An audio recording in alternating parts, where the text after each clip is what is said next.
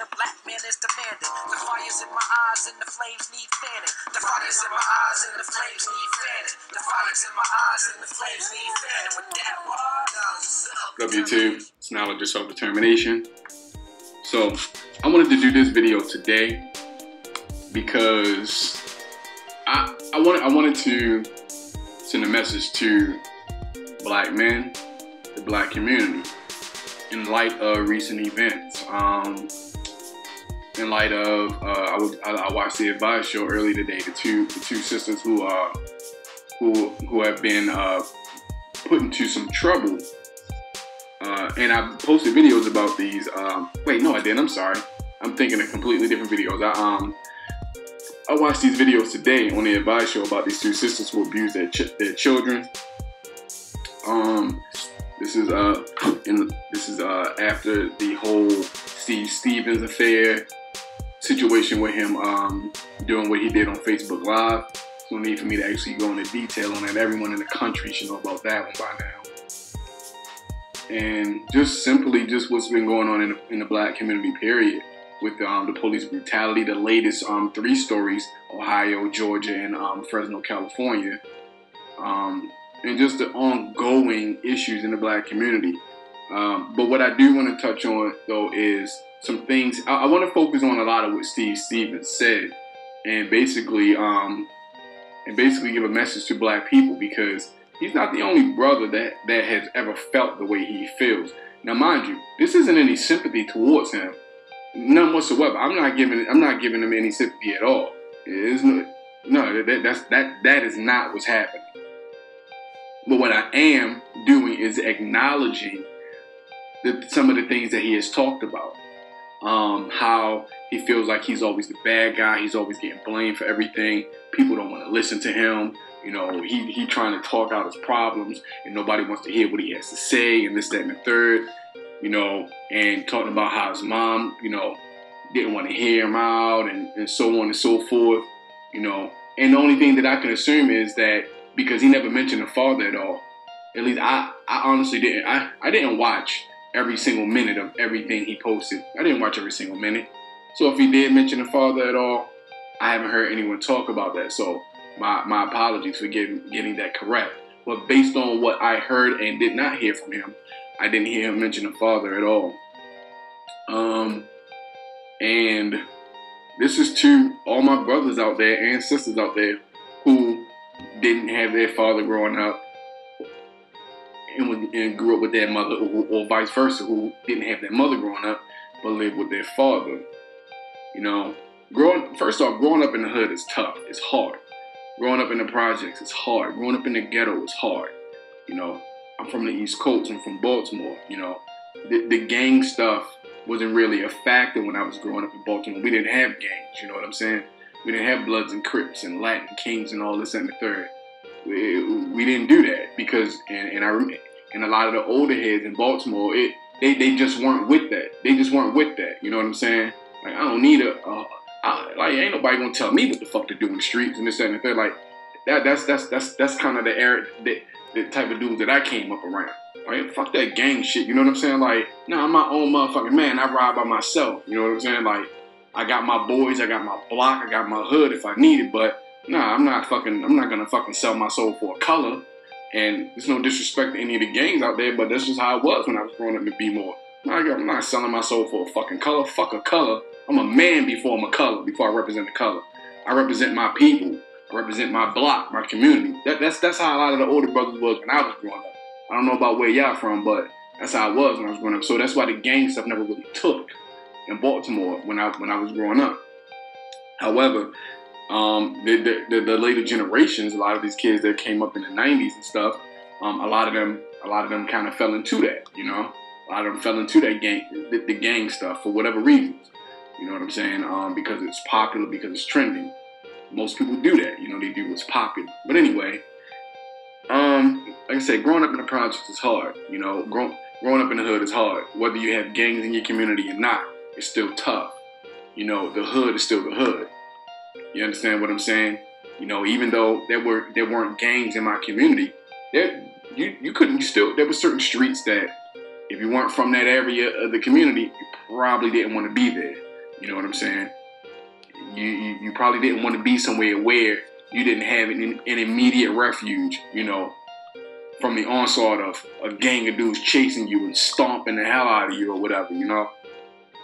It's tough, it's hard, especially when you're poor, you know, especially when, you know, you live with a parent or parents who have substance abuse issues, crack, coke, heroin, alcohol, you know what I'm saying? Life is even, the harshness of life is galvanized in those sorts of situations, because not only are you poor, but now your parental figure is taking even more out of the household to put into this addiction that they're abusing. You know, you get neglected, you know what I'm saying? There may be times where you go without eating, you know. It's rough. So I empathize to that regard, to that respect, you know. Growing up, having people always blaming you for you being the scapegoat for all the problems in the house or whatever, you know. You don't have an actual secure or stable family foundation, so you never had anybody to confide in, you know. You never say you don't, you know, whether you had siblings. If you had siblings, you know, you have your siblings that you can confide in. But what if you're an only child? You don't have anybody you can talk to. You know, your parents are fucked up in the game, so you can't really talk to them because they can't even relate to anything remotely close to what a normal human being is going through because they have checked out. They are on permanent vacation, as far as you're concerned. When they are abusing substances in the black communities, it was crack more than anything. It was crack and cocaine more than anything, you know? Because we all know how the 80s pretty much, you know, kind of facilitated, or rather the government during the 80s facilitated that. But that's a conversation for another story. I understand all of that. I can understand how you get sucked into the hood, you know? Say, for instance, you know, let's look at it from the perspective that most black men are going through. Father's not home. They're living with their mother. The mother is either working, struggling to try and support them. The mother is barely working and struggling and not really trying to support because she's abusing a substance, alcohol, drugs, or whatever. The mother isn't working at all, and now you're getting public assistance, and life is even harder than what it used to be. You know, every Christmas comes around, birthdays and Christmas, you look forward to those things as a kid. But imagine every time Christmas comes around, by the time the summertime hits, 2/3 of the shit you got for Christmas is gone because your junkie ass parent sold all your Christmas stuff to the dope boys in the neighborhood. You feel me? Blaming it on this and that person. You know, basically just straight up lying to you or robbing you blind. Spend money on the stuff so you can play with it for a few months and then take the shit and sell it for a fraction of what they bought it for so they can get high for 10 minutes. You know? Yes, life can be very difficult. Life can be very hard. It can be harsh. It can be cruel, you know? Say you grew up in the hood. You don't have any siblings. You know what I'm saying? Or say you do, because I know dudes. Look, I know dudes who didn't have a father in the house. Two of them, him and his older brother. They live with their mom in the projects. You know, the mom does everything she can to make sure that the older brother gets a good education. Sends him to private school. You know, make sure, you know, probably put money away for his college. You know what I'm saying? Putting everything into him, and basically treating the youngest son like he is literally garbage, like he means absolutely nothing. He's going to a public school. Mom doesn't buy him the clothes. He gets all the hand-me-downs from his brother. You know what I'm saying? The mother basically just treats him fucked up. Now, listen to what I'm telling you. I know people. When I was a kid, when I was 10, 11, 12 years old, I know I grew up with dudes who had sisters who were maybe 15, 16 years old, just a few years older than us, who were strung out on crack. Their mom was strung out on crack. Their older brothers, some of them, strung out on crack. You know what I'm saying? I've seen this shit. The same dude that I was talking about with the older brother going to public school. You know what I'm saying? When when we like 16, you know what I'm saying? When we older, like this is like 14, like 15, going on 16 or whatever. This was before I went to military school and all that. I mean, this dude was smoking crack with another kid from the neighborhood. You know what I'm saying? He was straight up turned out, man. Turned out. 16, 17 years old, smoking crack. Full-blown junkie. I've seen it, man. I've seen how the pressures of life can break you down. You know what I'm saying? I've seen it. I've seen dudes, you know what I'm saying, chilling with a bunch of dudes who they think they're homeboy. Somebody pass him a blunt, but the blunt is laced with some shit. Dude is roach spray on grass, sprinkle crack in the grass, had dudes hit it, and dudes straight lost their fucking minds. I know dudes like this who have, man, it's tough growing up in the hood. It's real hard. But this is what I want to say. So whatever your situation is, you know what I'm saying? I can't speak on communities that are full of gang violence, whatever, because I'm not familiar with that. But just growing up in the hood, period, listen. If you don't have anything positive in your life, you don't have anybody positive in your life that is trying to be a mentor to you, or somebody who is trying to point you in the right direction, or even somebody who shows that they care, you gotta be that for yourself. And for all the older brothers out there, man, who are in a position to be a role model for these young people coming up, man, take the opportunity to show these young people that you care, especially our black men. You know what I'm saying? Especially our black men. But not to exclude the young sisters either, because they need it too.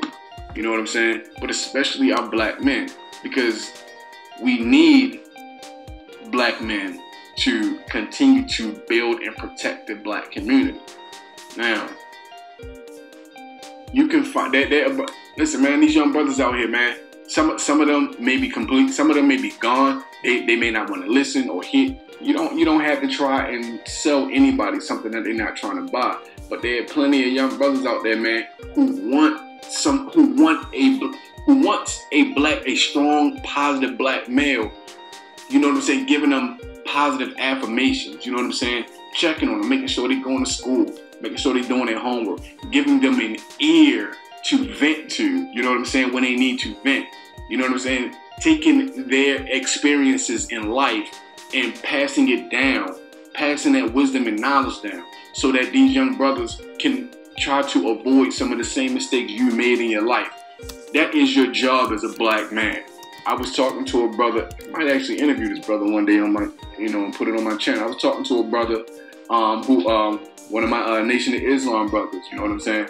I'm not part of the nation, but it doesn't mean that I have any less respect for those brothers. I have all the respect in the world for the Nation of Islam. You know what I'm saying? Like I said, I'm from the East Coast. The East Coast, Islam is big on the East Coast. Philly, Baltimore, you know what I'm saying? Jersey. Islam is big on the East Coast, man. Big on the East Coast, you know? But anyway, and this brother's actually one of the fruit. He's fruit of Islam. He actually had guard detail for the Honorable Elijah Muhammad. No, I'm sorry, Minister Farrakhan. I apologize for that. For Minister Farrakhan. I mean, this brother chopped it up, you know, and it's pretty much the same. We were talking about the same things, man. You know what I'm saying? You have to be a positive force in the community. You have to be a positive force to these young brothers out here, man. You have to give them the benefit of your years. School these young brothers, you know what I'm saying? They want somebody to care. You know what I'm saying? And I know this for a fact. They want somebody to care. You know what I'm saying? You have to start somewhere, man. Start it up in conversation. You know what I'm saying? You can just drop little jewels here and there. It all pays off, man. It all pays off. You know, there's a benefit to that. I'm not looking for anything in return from schooling a young brother, you know what I'm saying, and trying to put him on the straight and narrow. You feel me? I'm not looking for anything in return at all, because I believe it's my responsibility, and that's what me and the brother was talking about. It's your responsibility as a man, as a black man, to try and be a positive role model for other brothers and sisters coming up in the hood. That is your responsibility as a black man. They don't have to be your kid. They don't even have to be a blood relative. But it is your responsibility as a man, because every other nationality or race of people, every other community of people, that's there for their youth. Jewish people do that for their youth. White people do it for theirs. African people, Native Africans, Indians, East Indians, what I'm saying, Asians. All these different people, do that with their communities, do that with their youth. The men take up a leading role in the community to try and steer the youth into the right direction. We as Black Americans, African Americans, whatever title you want to use, we also need to do those things as well. It can't all just be about self, because it took more than just yourself to get to this point. Every brother isn't going to make it. A lot of brothers end up being statistics. I was almost a statistic. I'm going to be honest with you. I was almost a statistic. And it's not fun. You know what I'm saying? This is a ever-growing problem in the Black community. We need to stand up as men and grab the bull by the horns and try to do whatever we can. You have to. You have to try and do as much as you can to give back. I have a job where as though it puts me in contact with the youth. So I'm able to take on that role, effortlessly, because I'm already at work anyway. You know what I'm saying? It's just all about caring enough and taking the time to actually, be a part of the youth and what they're doing, and trying to influence them and supporting them in the positive things that they may have going in their lives. That's what we need to do. Your brother Steve Stevens was saying the things he was saying, and like I was saying in my video, a lot of brothers have gone through what you've gone through. A lot of brothers have gone through that. How the fuck does that give you the right to murder anybody and blame everything in your life on somebody else? Because I'm going to be honest with you, everybody could do that. I could do that right now. Blame every negative thing that's ever happened to me on somebody else, or every dumb thing that I've ever done on somebody else. There comes a point in time as a man, as an adult, I'm going to say, but to the men especially, there comes a point in time in your life where you have to be accountable for your actions, where you can't blame your fucked up childhood on the fact that you're an immature jackass. You understand what I'm saying?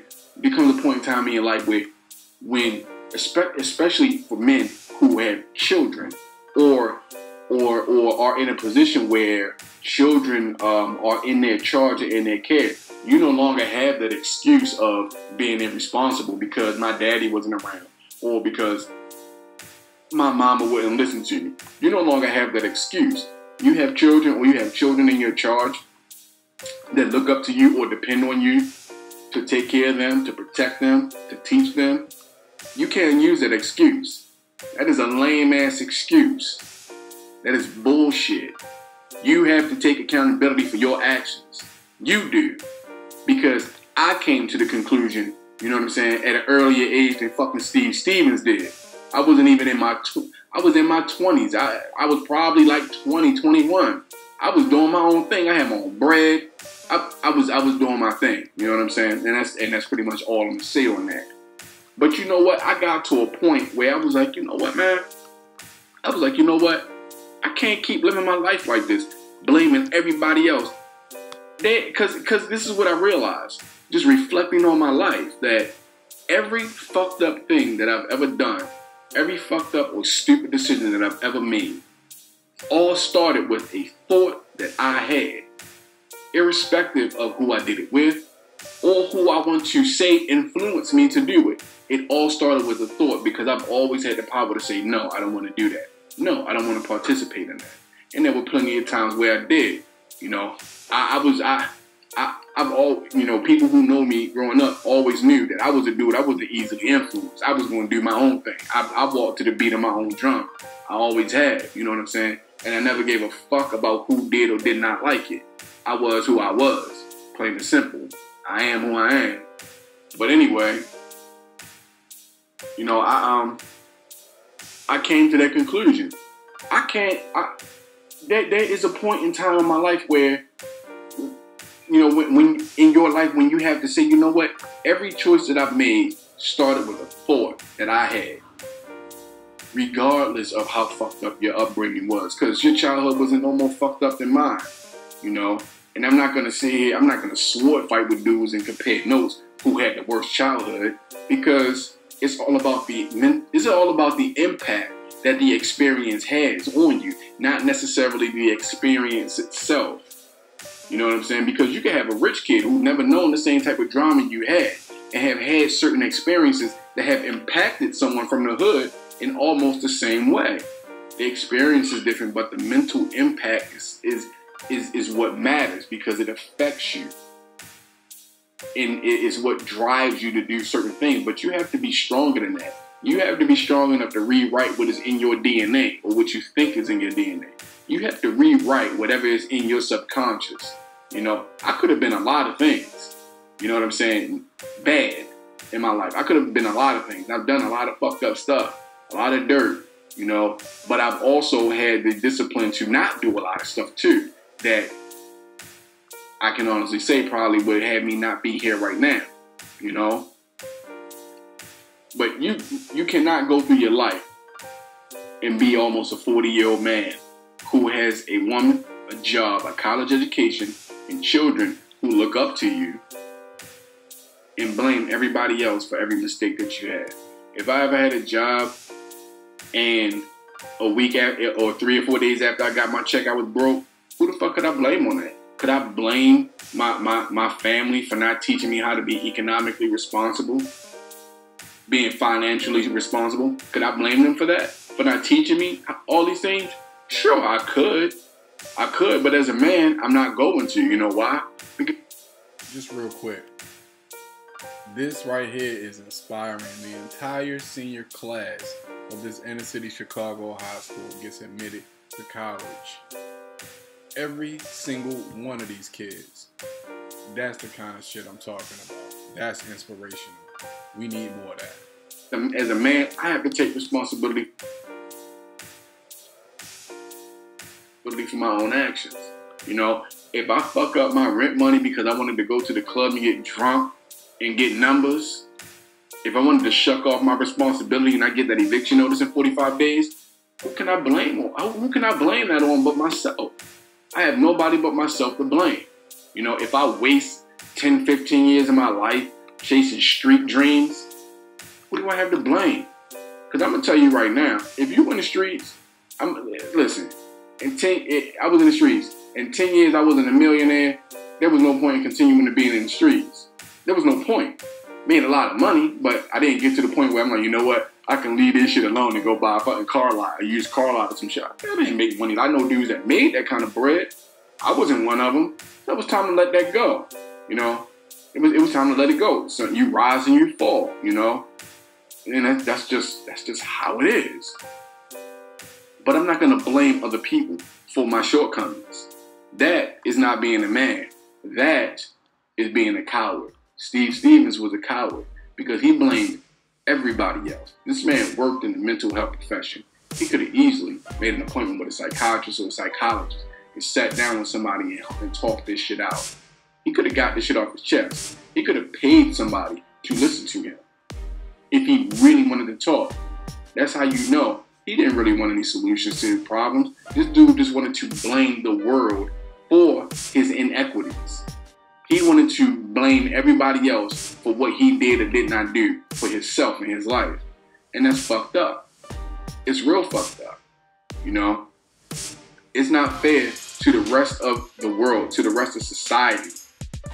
You know what I'm saying? For you as a man to blame everybody else for your own inequities and then take that rage and frustration out on the rest of the world because it's the world's fault.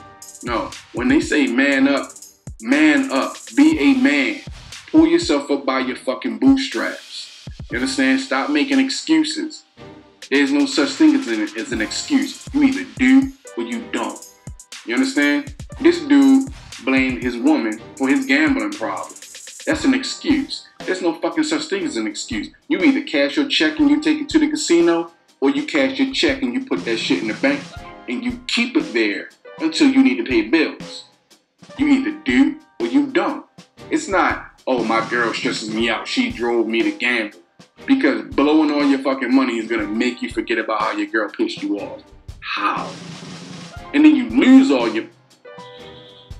In any event, be a man. And men, be a better man.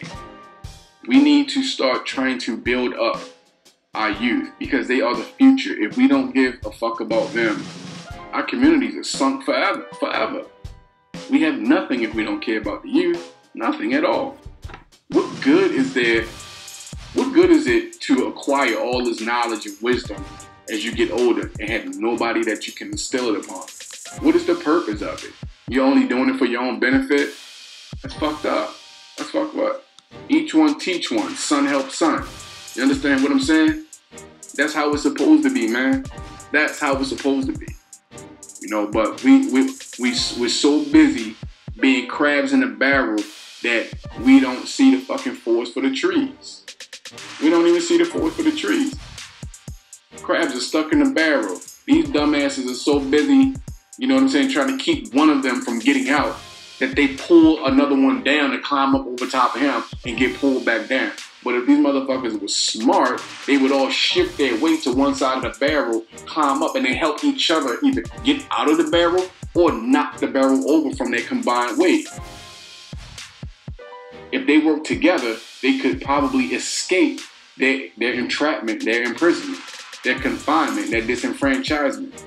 But because they only think about themselves individually and subjectively, they can't see the forest for the trees. And it's a real sad state of affairs that this is the case in the black community. I would love for it to be different, but we have to start somewhere. Even if we have to start over today, start doing something, start giving back to the community. What is the point of being a man if you're not willing to also be a mentor? The first three letters of the word mentor is men. We need men in our communities who are going to stand up and be role models for these children. Mentors. We need men to do this. We need men in the communities. They're going to protect the communities like the Black Panthers tried to do during the Black Power movement, you know, like they tried to do. We need a resurgence of that kind of train of thought, you know. We need that. Where are the real men in the black community? Where are they? They are there. There's lots of them there, but then there's too many of them who are trying to be teenagers themselves. Dog, you're not a teenager no more. You're not 20. You're not in your 20s. If you're 30, 40, 50-year-old man still trying to do what young motherfuckers doing, you're a pathetic piece of shit. I'm going to just be honest with you. You are pathetic. You're pathetic. We need to teach our people, our children, to value other things other than just sports and sneakers and fly clothes and gold chains. You understand what I'm saying? We need to teach them how to be men. Teach them how to be financially responsible. You understand? We need to teach them how to build and organize. You understand? Because the shit that we're passing down to our kids is making our communities worse. Making our communities worse. I mean, I'm going to be honest with you, man. Why the fuck does a pair of Jordans in the hood get you more respect than a kid that just made the honor roll? Why the hell does just coming home from a bit get you more respect in the hood than graduating with honors and getting a full scholarship? You understand? Why? Why is that? Why is that? Why? None of that shit means anything. It means nothing at all. You take that Jordan money and put that shit in the bank. If you can get a pair of Jordans every time the new ones come out, imagine if you took that same money and put that shit in stock every time. Just imagine. Or a CD. Or an annuity or something. Something that's going to garner, you know what I'm saying, interest on your principal. And you continually reinvest in it. By the time you're in your 30s or 40s, you could possibly be close to being a millionaire. You could write your own ticket. You can make your own dreams come true. But we have to stop teaching our children that it's only that material bullshit is what they need to focus on and fixate on. that isn't going to get us anywhere. Be a positive role model for these kids because they need it. Growing up in the hood is tough. You can make it out. Sometimes you have to leave where you are in order to make it. You understand? Listen, because people have this thing of allowing themselves to be attached to where they're from, you know? And I guess that's human nature to attach yourself to things that you are familiar with. Listen, I am not attached to any coordinates on the map. I'm not attached to a latitudinal and longitudinal place on the map whatsoever. You understand? If I feel like I'm in a place that isn't good for me, I'm getting the fuck out of there. I don't care where it is. I'm not dedicated to coordinates on the map. I'm dedicated to my life, to myself, to my family. That's what I'm dedicated to. Those are the only things I'm dedicated. I'm not dedicated to the hood. Fuck that. I'm dedicated to trying to get brothers out of the hood. You understand what I'm saying? That's what I'm dedicated to. I'm not dedicated to the projects, the trap that white supremacy set for us. Why the fuck would I be dedicated to staying in the place that white supremacy wants us to stay so they can monitor us and keep track of us and keep us in a disenfranchised state? Why would I be dedicated to some shit like that? I'm not dedicated to that at all. I'm not dedicated to coordinates on the map. The earth is our home. I'm not dedicated to one speck of dust piece of place on a map. I'm not dedicated to that. The earth is our planet. The earth is our home. Why not be dedicated to the planet itself and to your people? Man, we gotta break out of those mentalities, man. Because the instant somebody doesn't want us in those fucking hoods, guess what? You get shipped out. It's called gentrification. Why are you dedicated to something that doesn't belong to you? Create a community and be dedicated to that. Build a community and be dedicated to that. Somebody else built a box for us, put us in it, and you're fighting for a box that you don't even own or control. That's asinine to me. That's ridiculous. I'm not doing that. I refuse to. I refuse to do that. But that's just me. You can do whatever you want. But as men, it is your responsibility to usher in the next generation and give them the benefit of your years, to teach them how to play the game the right way, the game of life. Not to be a victim, but to aspire to greatness. That is what it is your job to do as a grown-up, as an adult, as a man. That is your job as a man to do that. Maybe I'll talk more on this later, maybe not. I'm out.